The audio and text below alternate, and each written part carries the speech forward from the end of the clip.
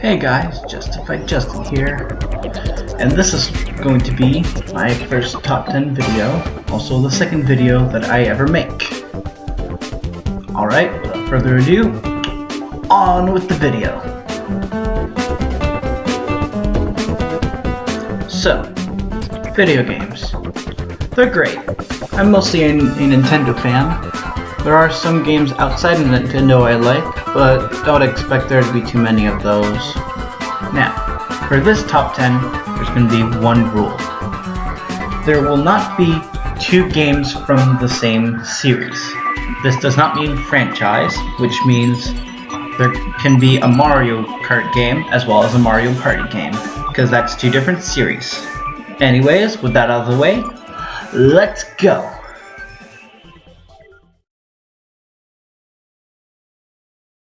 Number 10. The Legend of Zelda Spirit Tracks.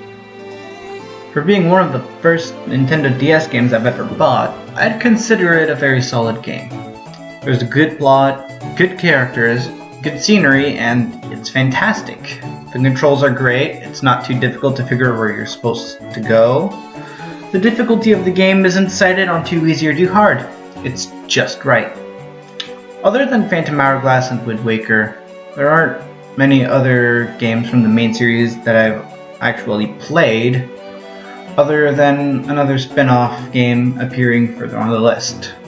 But I'd always be willing to try other games. Number 9. Ruby Grimm Eclipse. Rooster Teeth brings a lot of cool things to the table, and this game is no exception. This game screams awesome. The music suits the area you roam.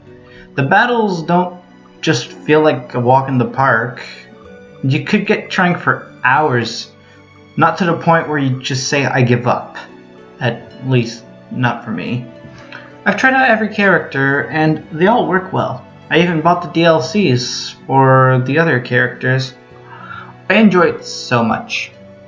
The complaint I have is the game being too short. That's just a bummer. I would also have loved to see DLCs add some new stages afterward, but oh well, it's still a great game. Plus, maybe it'd ruin the plot if there'd be something after that. But also, the 5th volume of Ruby already started. I'm excited to see how it'll go. I bet it'll be really cool. And if you don't know what Ruby is, then why are you watching my video? Go watch the show, damn it! Just kidding, don't go. Number 8. Hyrule Warriors. It's a game in the same style as Ruby Grimm Eclipse we just talked about, but obviously it's made by Nintendo and it's a Zelda game.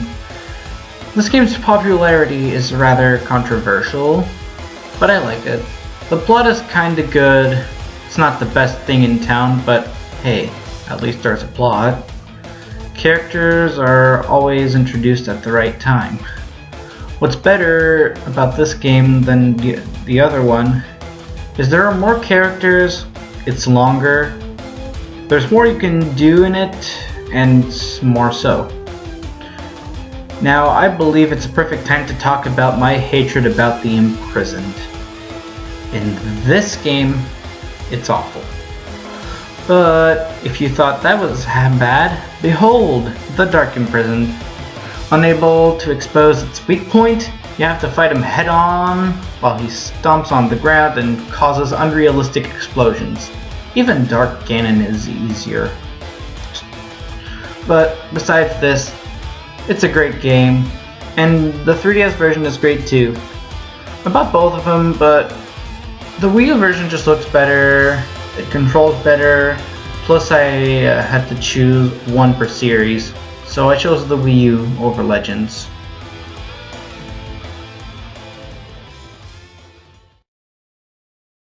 Number 7. Minecraft.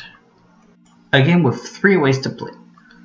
Survive, build, or waste your time making a beautiful plot line in the game which somehow nobody ever plays through or even knows about it.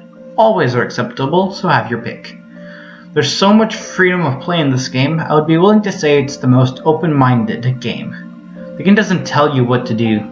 You just think to yourself, I want to do this, so I'm going to do it, and I won't let a tutorial boss me around and tell me where to go. The game plays well, looks good, and as long as ideas keep coming to your head, there's no reason to ever stop playing.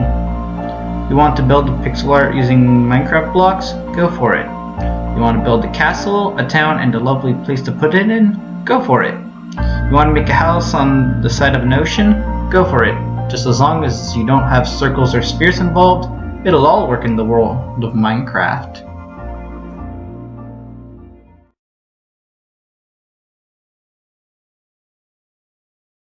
Number 6. Undertale. Let's see. An RPG, good characters, good plot, well-made game, 3 different main paths you can take with thousands of different ways to finish the game, certain fun values that give you a certain event in the game which cannot be accessed any other way, and many more mysteries surrounding the game. Naming yourself Frisk triggers a hard mode. What else is there to say? It's golden. It's sensational. It really rattles your bones. The dodging system is the one thing that keeps the game going though. It's intense and fun to dodge attacks. It's so great, you can never go wrong with this game. I haven't beat Sans yet, I should probably go do that soon. Number 5. Mario Kart 8. I did mention Mario Kart earlier, right? Well, that's because this game is going to be the entry for the Mario Kart franchise.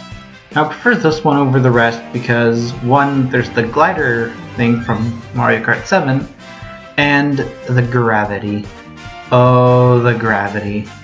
It's probably my favorite thing that Mario Kart has ever introduced. And plus, the tracks are great, and I'm not too much of a fan of the music. I mean, I like the music, obviously, but honestly, I'll tell you guys right now, I much prefer when it was less jazzy. Yeah, if that's what it is now. But besides that, controls are great, the game is great, just everything about it is great. The amount of detail they put into the game, it's beautiful. Although this entry is the original Mario Kart 8 because I don't own a Switch, so I don't know how Mario Kart 8 Deluxe is, sadly. Number 4. Super Smash Bros., both for the Wii U and the 3DS version.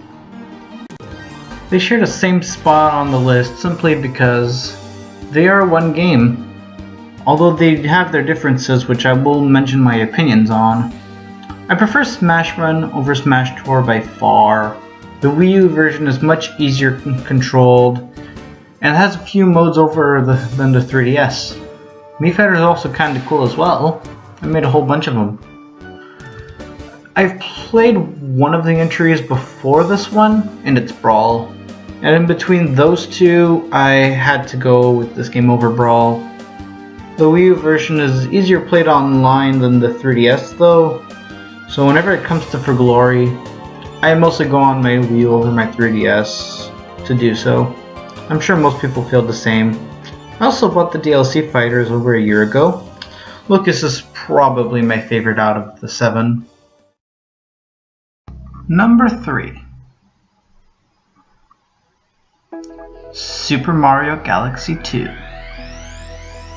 I chose the second over the first because the second one's longer and has Yoshi, but both games are fantastic and I don't see what to hate about them. Nothing. That's what.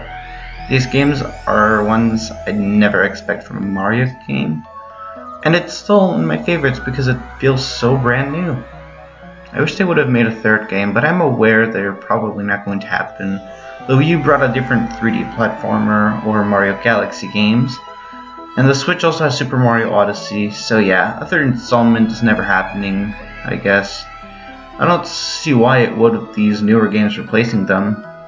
But that's enough dream shattering for one day. Super Mario Galaxy and 2 are definitely some of my favorites. Number 2. Pokemon Sun. And Pokemon Moon can be added in this as well. Hey there, grab your starter Pokemon and get going because you've got a huge journey ahead of you. Honestly, Sun is for sure my favorite game so far of the Pokemon series. It pushed the difficulty level compared to the other games, which pleases me.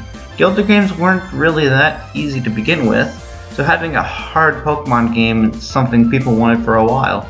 And boy, Game Freak delivered. Plus, the freedom of option here is almost unlimited. You can choose whatever Pokemon you want to battle with, and have any combination you've ever dreamed of. The possibilities are nearly endless. And another thing I love is the character customization, which is what games from Generation 5 and below were lacking. Now that we've got basically everything we need, the games are great. Now, choosing 6 Pokemon can be difficult sometimes, but I went through the game with Incineroar, Alolan Raichu, Crobat, Mimikyu, Alolan Exeggutor, and Alolan Ninetales.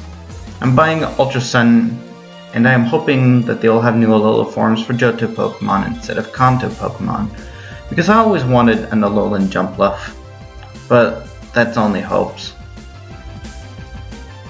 And now, my number 1 favorite game of all time is... Alright, before I tell you which one it is, the Mario and Luigi role-playing game series has 5 entries so far. All of them are spectacular. You've got Mario and Luigi Superstar Saga, Mario and Luigi Partners in Time, Bowser's Inside Story, Dream Team, and of course, Paper Jam.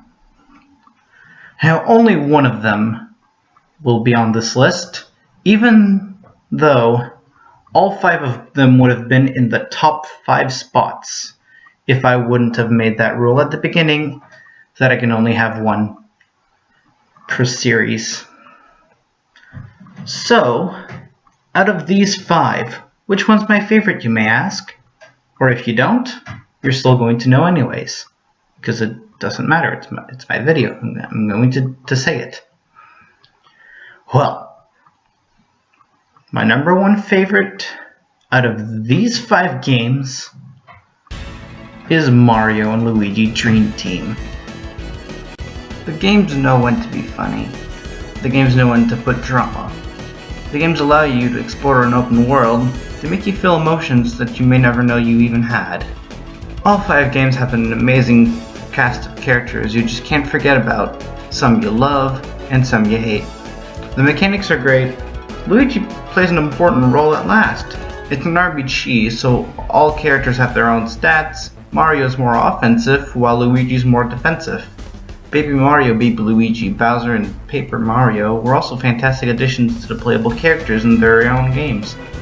But in the end, Dream Team beat them all by a small margin. This was one of the entries for the year of Luigi, if anyone even remembers.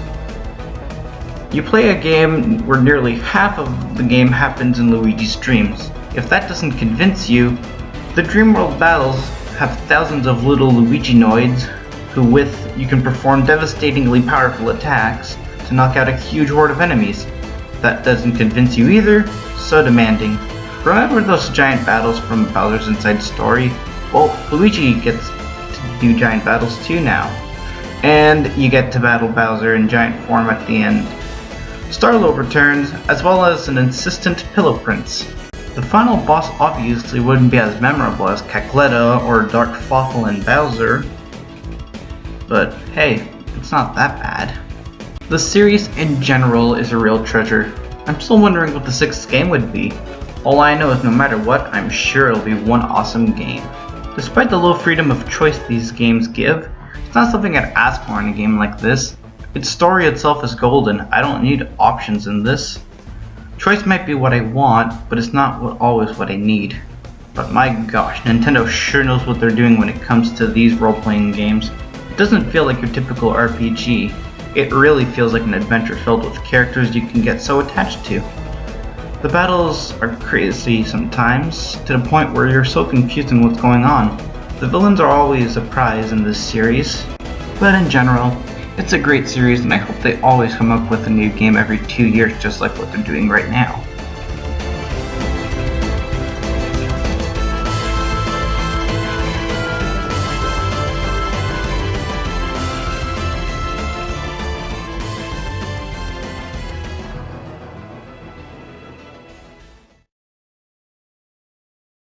Alright, well, that's basically all from me. Before I go, though, I just wanted to mention quickly that I forgot to say something in my intro video. I have a DeviantArt account. I'm frequently active, so if you want to follow me on there, then feel free to do that. My username is OrangeYoshi25, and I'll give a link in the description to my DeviantArt account, just in case you really want to follow me there. That's about it. So thank you for watching, and I'll see you in the next video. Bye.